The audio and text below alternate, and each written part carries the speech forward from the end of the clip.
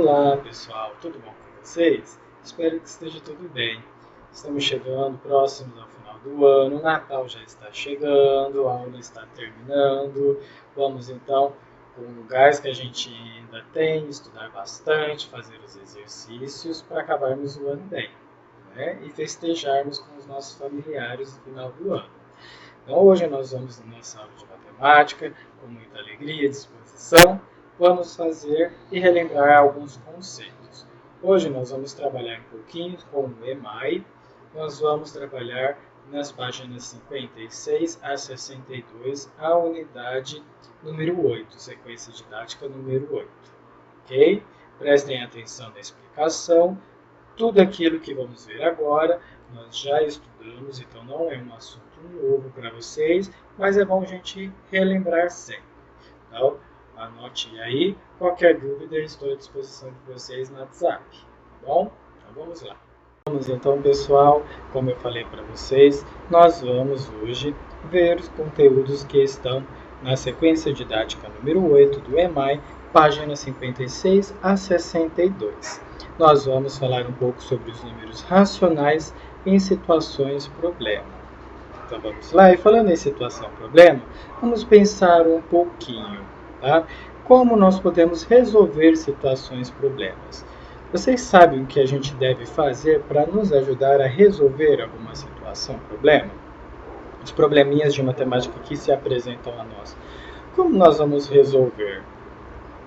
Quais são as informações apresentadas no problema? Qual a pergunta que a gente deve responder nesse problema? Como pode ser encontrada a solução? E como podemos saber se a solução está correta? Então vamos lá, olha só. Para nós podermos responder a essas questões, nós devemos pensar um pouquinho. Lembra que as aulas passadas, quando eu corrigi os exercícios do EMAI que tinham situações problemas, nós anotamos todas as informações que o problema trouxe para nós. Então a primeira coisa que nós temos que fazer é isso, olha, ver as informações que estão apresentadas para nós. O que o problema trouxe para mim de informação? Eu vou grifar essas informações para eu poder saber aquilo que eu vou fazer. Eu vou identificar que operação matemática eu devo fazer, que é como eu posso encontrar a solução do problema. Esse problema, como vou encontrar essa solução? Eu preciso resolver de alguma forma. E sempre na matemática eu vou resolver o problema com uma das 4 operações básicas. Ou algumas operações juntas, ou uma operação sozinha. Mas em algum momento eu vou utilizar uma operação matemática para resolver uma situação problema. Tá? E depois como eu vou fazer?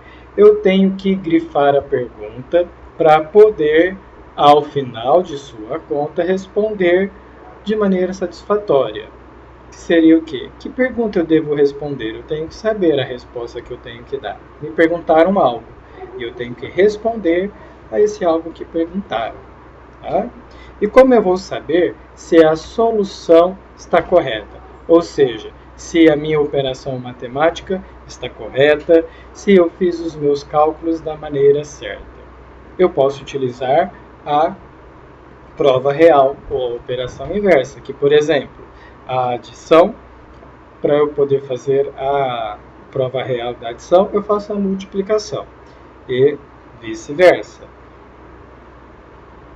A prova real da adição, eu faço a subtração e vice-versa. Já da multiplicação, eu faço a divisão e vice-versa. E como nós vimos também nos exercícios anteriores, em algumas divisões eu posso utilizar até um pouco da adição. Tudo isso é a prova real, para eu poder confirmar se realmente o meu cálculo está correto. Quando eu faço a prova real, eu chego a um dos resultados ou alguma das informações que já me foram passadas na situação problema. Então essas são dicas para nós podermos fazer e resolver as situações, problemas que forem apresentadas para nós. E já pensando nisso, o exercício da atividade 8.1 do EMAI, que estão nas páginas 56 e 57, trazem para nós algumas situações problema. Essas situações problemas que estão aqui são com informações que nós já fizemos e estudamos. Tá? Tem adição, tem subtração, tem multiplicação, tem divisão.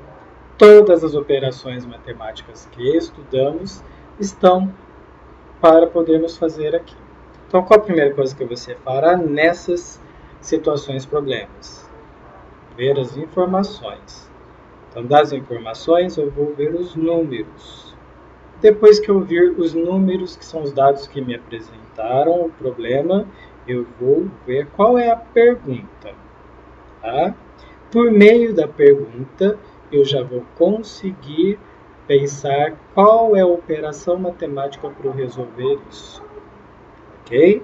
Pensem bem, registrem todo o esquema de vocês nesses quadros. Se não tiver espaço nos quadros, vocês podem fazer no caderno. Mas registre tudo que você pensar, para ficar mais fácil para resolver o problema. Ok? Agora vamos para a atividade 8.2. Olhe o primeiro exercício. Com certeza você sabe responder a essa pergunta. Será? Quanto é 12 dividido por 4? E 4 dividido por 2? E 6 dividido por 3? E 15 dividido por 5? Fácil, né? 12 dividido por 4? 3. 4 dividido por 2? 2. 6 dividido por 3? 2. 15 dividido por 5? 3. Tranquilo. Mas e agora? É possível nós dividirmos uma maçã para 2 pessoas? É possível dividir R$1 para 2 pessoas? É possível dividir uma folha de papel entre 2 pessoas? E qual é o resultado da divisão de 1 por 2? Se a gente perceber, todas essas últimas perguntas que eu fiz a vocês mostram para nós uma conta um pouco complicada de fazer. Não é tão simples quanto essas que nós acabamos de resolver. Né? E, se você perceber, o resultado dessas perguntas aqui, a resposta que eu vou ter que dar em todas essas perguntas aqui, é um número que é menor que 1. Não é? E como eu vou resolver, então, essa situação? Vamos relembrar um assunto? Nós vimos, um tempo atrás, o assunto chamado número racional. O que é o número racional? Mas antes vamos pensar, olha só, o número racional, ele existiu como uma maneira de nós podermos resolver justamente essas situações aqui. Antes dessas situações, existiam os números inteiros, números naturais, existiam os números inteiros, todos os resultados bonitos, como nós vimos aqui. Não tinha nada repartido, não tinha nada fracionado, não tinha nada dividido. Né? Os números inteiros, os números naturais, não tinha nada dessas coisas. Só que, à medida que começaram a surgirem as coisas e as famílias começaram a repartir, eles começaram a perceber que começou a ficar mais difícil utilizar só os números racionais, os números inteiros e os números naturais para poder fazer isso. E foi aí que surgiu então os números racionais. Os números racionais são aqueles que nos ajudam a responder essas perguntas. Tá? Então, uma maçã para 2 pessoas, como eu respondo essa pergunta? Por meio do número racional. R$1 para 2 pessoas, como eu respondo a essa pergunta? Por meio de um número racional. E assim por diante. Dessa forma, a gente pode conceituar, então, o número racional como sendo um número ou o resultado de uma divisão que não gera um número inteiro e que posso escrever como fração. Por exemplo, se eu for dividir uma maçã para 2 pessoas, eu vou ter que cortá-la ao meio. É menos que 1? Sim, é menos que 1. Se eu for pegar R$1 e dividir para 2 pessoas, eu vou ter que pegar R$1 e dividi-lo ao meio. Vou ter que pegar 50 centavos para um, 50 centavos para outro. Se eu for pegar uma folha de papel para dividir para 2 pessoas, eu vou ter que cortá-la ao meio. E se eu for dividir 1 por 2, eu vou ter que dividi-lo ao meio. E o resultado de tudo isso é o meu número racional. Olha o exemplo que eu coloquei aqui para vocês. Se considerarmos os seguintes números inteiros, 1 e o 4. E se eu quiser dividi-los, eu posso escrever de duas maneiras. Na forma de números inteiros, montando a conta, ou na forma de fração. Ficaria assim, a continha 1 dividido por 4. E aqui ficaria a escrita dele em fração, 1 dividido por 4. A forma descrita como 1/4 é a mesma coisa, tá? É considerado um número racional. Por quê? Por meio dessa continha, dessa escrita, eu tenho um resultado escrito na decimal que é menor que 1. Ah, mas é só aquele que é menor que 1? Não. O número racional é todo número que eu consigo realizar uma operação, ou seja, uma continha, e essa continha me dá um resultado real. Tá? 1 dividido por 4, 0,25. É um resultado exato? É. Então é um número racional. Entenderam? Então, na maioria das vezes, a gente pode então resumir dizendo que o número racional é um número que eu posso escrever na forma de fração. Então, pensando nisso, os números naturais e os números inteiros também são números racionais, porque eu usei, por exemplo, aqui o 1 e o 4, que são números inteiros, para escrever a minha fração. Números racionais é o resultado de uma divisão que posso escrever como fração. É todo número que eu posso fazer um cálculo e esse cálculo me dá um resultado exato. Ok? Isso é um número racional. E por que eu disse tudo isso para vocês? Porque este exercício aqui vai me ajudar a pensar e eu vou precisar deste conhecimento para fazer. Olha, todas essas operações de divisão vão me dar um número racional, ok? Então você vai pegar a calculadora e você vai dividir todos esses números. E você vai anotar o resultado de todos aqui, ok? E além disso, vocês também, já com este mesmo conceito, vão fazer a atividade 8.3, que disse assim: observe os resultados obtidos no quadro da atividade anterior. Qual é o maior número registrado no quadro? E qual é o menor? Então, as informações que você obteve com os seus cálculos, você vai passar a organizá-las na atividade 8.3. O número obtido na divisão de 1 por 3 é maior ou menor do que o número obtido na divisão de 1 por 2. E assim por diante. Vai responder a D, a E, a F. Na F você preste muita atenção. O que você percebeu nos resultados das divisões de 1 por outro número natural? Vai ter algo em comum em todos eles. Eu já falei para vocês agora há pouco na explicação. Prestem atenção, vamos ver se vocês conseguem observar isso. Tá? E olha, será que isso acontece também em divisões com outros números naturais? Então, ao invés de você utilizar 1, troque o 1 dessa atividade, este 1 daqui. Coloque outro número para você observar se obteve o mesmo resultado ou não. Certo? E responda a 3 e a 4 também.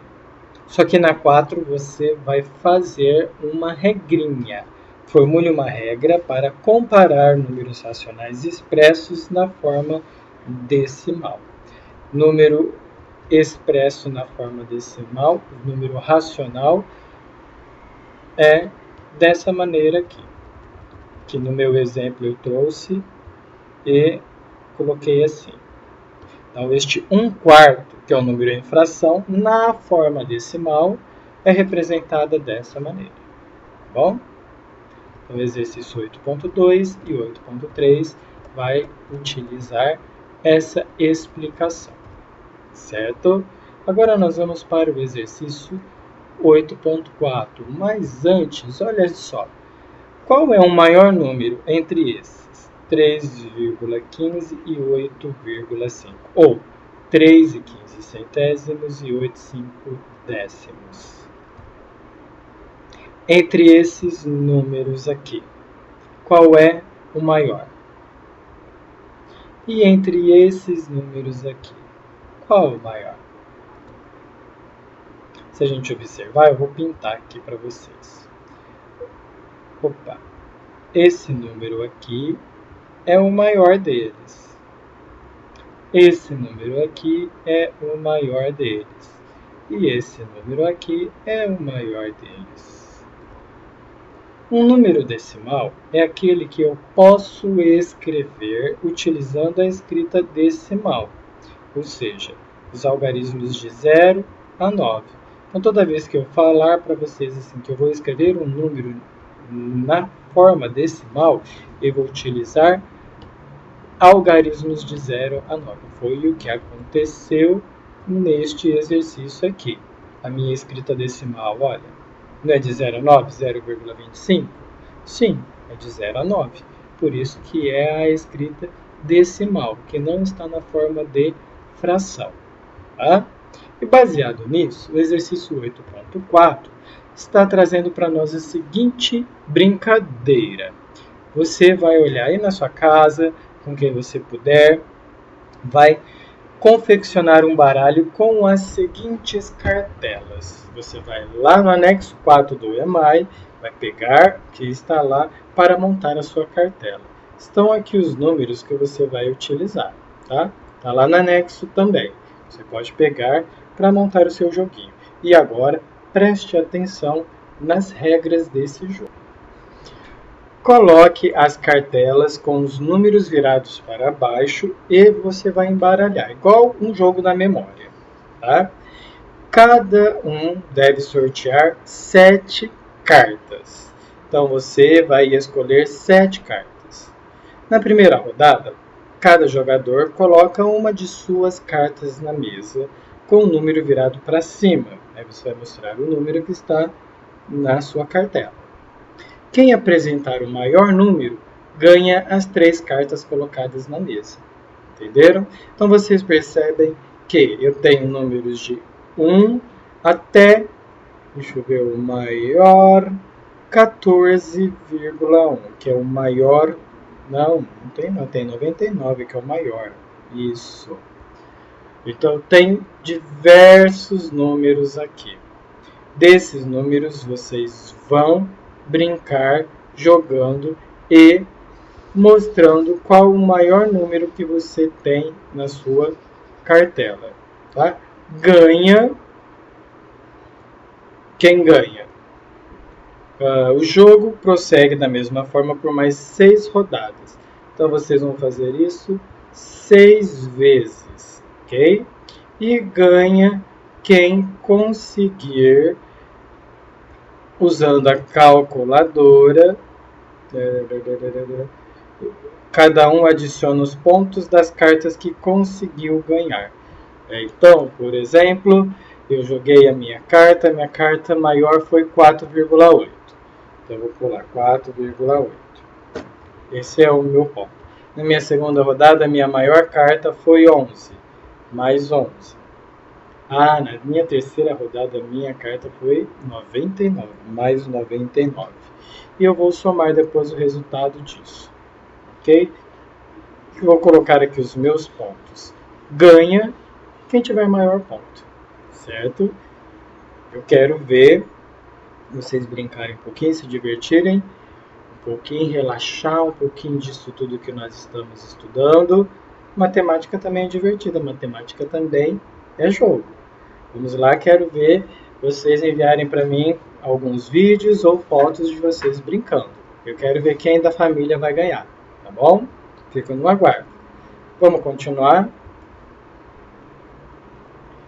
Vocês se lembram de números maiores que 0 e menores que 1?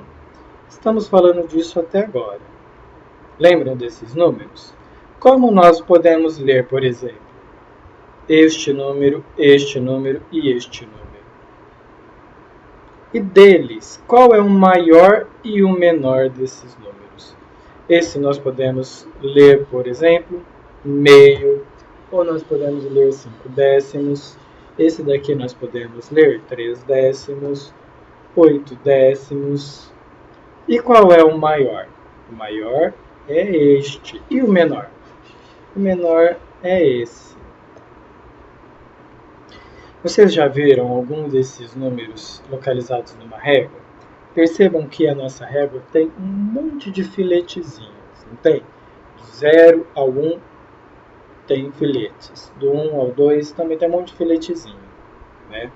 Naquela reta numérica, cada partezinha se refere a um número que é menor que 0. Tá? Então eu tenho 0. O primeiro filetinho, como vai ser? 0,1. O segundo, 0,2.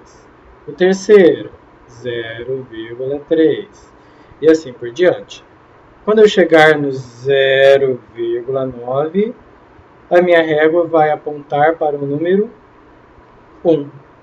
Aí a partir do 1, eu tenho da mesma forma 1,1, 1,2, 1,3.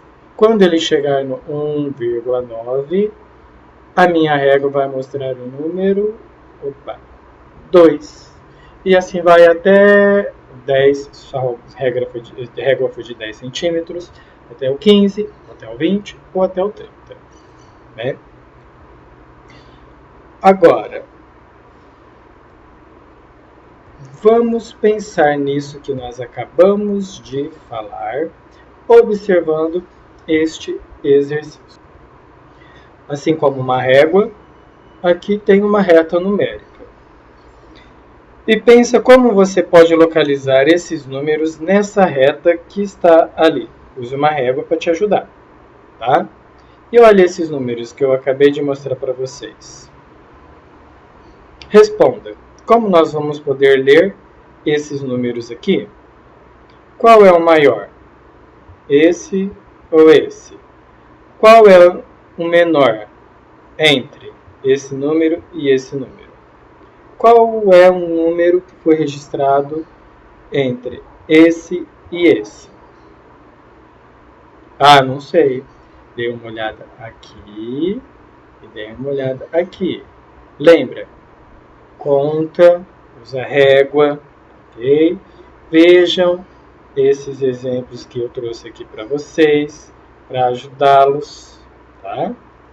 A resolverem este exercício. E por fim, vamos pensar, vocês sabem que unidade de medida é usada quando vocês sobem numa balança para descobrir o seu peso? Nós já falamos isso um pouco. Qual é a unidade de medida que pesa massa? Falem para mim. É o grama, ou no nosso caso, o quilograma, representado pela letra K e a letra G. Exatamente.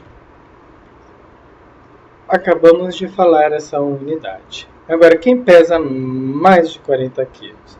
Quem pesa menos de 40 quilos daí da sua família? Pesa aí para você ver e me informar. Quem pesa mais e menos? Não precisa falar o peso. Só se vocês estão acima ou abaixo de 40. E de medida? Quem mede mais de 1,30 m?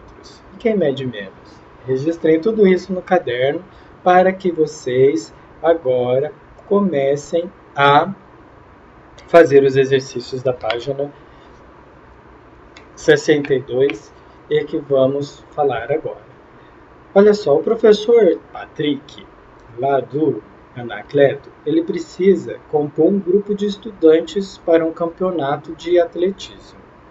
Então, ele vai escolher alguns alunos da sala, tá? Então, ele vai rodar por cada sala e vai falar das modalidades esportivas e vai separar de acordo com algumas exigências. Qual exigência? Idade, altura e peso. Então, olha aqui, ó. Idade, altura e peso. Essa é a idade. Opa. Idade, altura e peso. Tanto masculino quanto feminino.